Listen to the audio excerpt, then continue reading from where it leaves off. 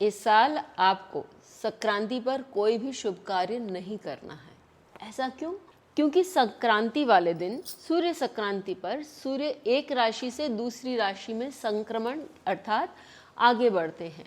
तो जब हम सूर्य की संक्रमण की बात कर रहे हैं तो वो जस्ट एक राशि से दूसरी राशि में जाते हैं अर्थात राशि गंडांत पर रहते हैं।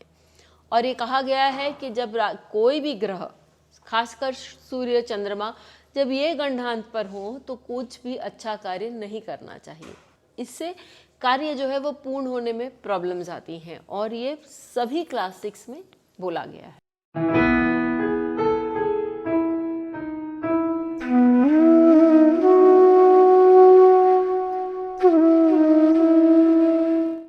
अब हम बात कर लेते हैं आज इस बार जब उत्तरायण सूर्य हो रहे हैं तो वो बहुत स्ट्रांग हो रहे हैं, बहुत प्रबल हो रहे हैं। क्यों? ऐसा क्यों? क्योंकि जब सूर्य दक्षिणायन होते हैं अर्थात कैंसर से लेकर आपके धनु राशि तक, तब ये माना जाता है कि नॉर्दर्न हेमिस्फेयर वालों के लिए कि वो अपने अंदर व्यक्ति जो होता है वो उसने अपने अंदर की यात्रा शुरू करनी है, या सूर्य क्योंकि उसका तेज धीरे धीरे घट रहा होता है, वो अपनी नीच की राशि की ओर जा रहा होता है और इसलिए जो व्यक्ति का मनोबल है या जो व्यक्ति करना चाह रहा है वो उतने अच्छे से कर नहीं पाता। उसे अपनी ऊर्जा अंदर की ओर ले जाना चाहिए। इस समय सूर्य का जो एक और कारकत्व है वो है तप। तो व्यक्ति जब सूर्य दक्षिणायन हो रहे होते हैं तो वो तप में और अपने आप समझने में, किसी चीज़ों को देख आगे किस तरह से उसको लेके जाना है, ये सारी तैयारी कर रहे होते हैं। जैसे ही सूर्य उत्तरायण होते हैं आप देखेंगे कि फल फूल पेड़ पौधे उनमें भी एक तरह से जान आने लगती है और वो भी बहुत अच्छे से अपने रिजल्ट्स मतलब देने लगते हैं, पुष्पित फल्लवित होने लगते हैं। उसी प्रकार प्रकृति में चेंज आने लगता है। तो जब सूर्य दक्षिणायन होते हैं हम देखते हैं कि हमें जो जो कार्य करने हैं वो बहुत आसानी से हम कर सकते हैं। हमारा जो आउटवर्ड एक्सप्रेशन यानी कि बाह्य जो जीवन है वो बहुत जोर शोर से काम करने लगता है। अभी जो सूर्य मकर राशि में प्रवेश करेंगे उस समय आप देखेंगे कि उसके बाद व्यक्ति जो व्यक्ति ने पिछले 5-6 महीने में सोचा है कि उसे ये काम करना है, ऐसे करना है, वो करने के लिए तैयार है। और यदि उसका एक सिस्टमैटिक अप्रोच रहा है तो आप इसको इम्प्लीमेंट बहुत अच्छे से इस समय में कर सकते हैं। ये सूर्य जो है, ये मकर संक्रांति वाले जो सूर्य हैं वो क्या हर किसी के लिए अच्छे रहेंगे? जनरली सूर्य पिता हैं तो वो सबके लिए अच्छे रिजल्ट्स देते ही हैं, लेकिन कुछ राशि वाले ऐसे हैं जिनको इसका फल बहुत अच्छा मिलेगा। ये हम बाद में डिस्कस करेंगे, लेकिन पहले हम ये बात कर लें कि आम तौर पर सूर्य इस वर्ष क्या रिजल्ट देंगे।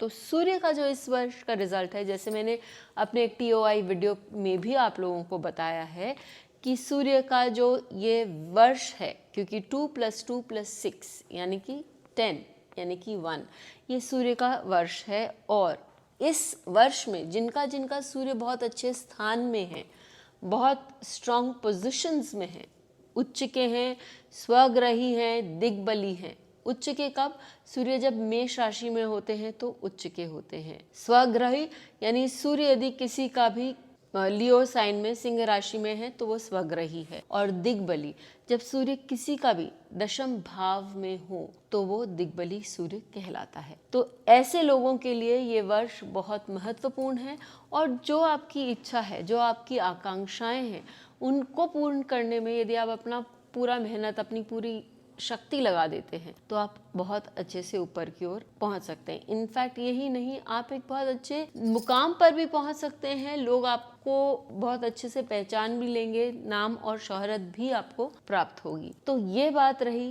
कि आज सूर्य का ये वर्ष सूर्य का है और ये वर्ष हमें कैसा फल देगा।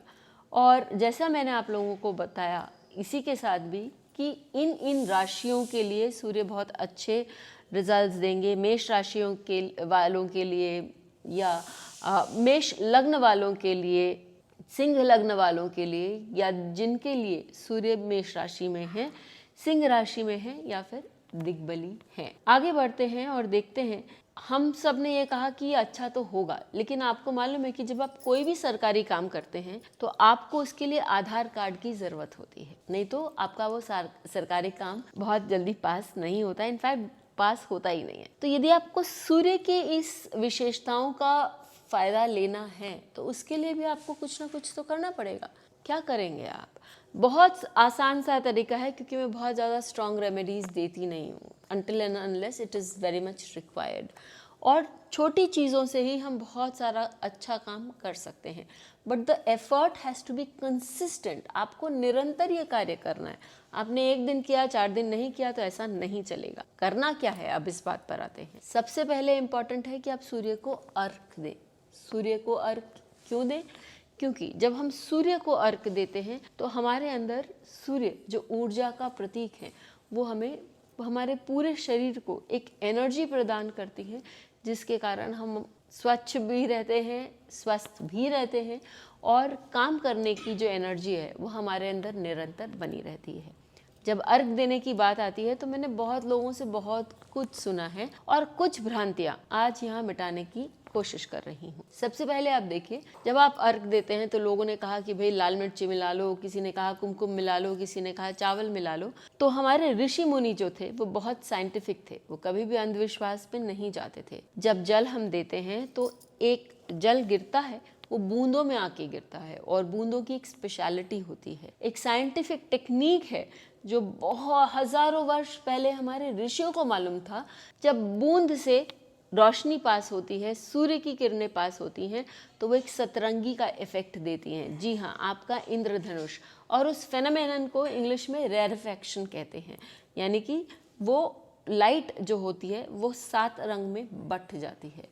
और साइंटिस्ट्स ये जानते हैं, उन्होंने ये कहा है कि उस लाइट से हमारे जो 7 चक्रास हैं वो पुष्ट होते हैं, वो लाइट अब्जॉर्ब करते हैं एंड दे बिकम एक्टिवेटेड। इसलिए हमारे ऋषि मुनियों ने कहा है कि सवेरे सूर्य को अर्घ देना चाहिए।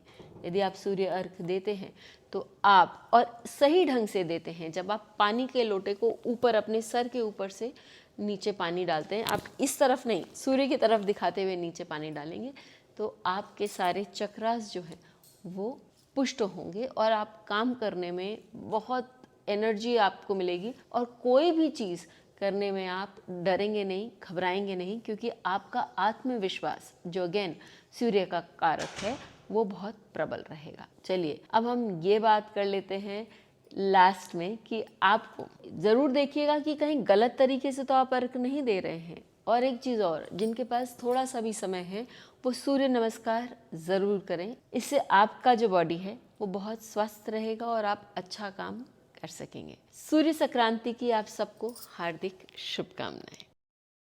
बेल आइकन को दबाएं ताकि आपको वीडियोस की अपडेट मिलती रहे। हमारे वीडियोस को लाइक करें, शेयर करें, उन पर कमेंट करें और हमारे चैनल को सब्सक्राइब करना न भूलें।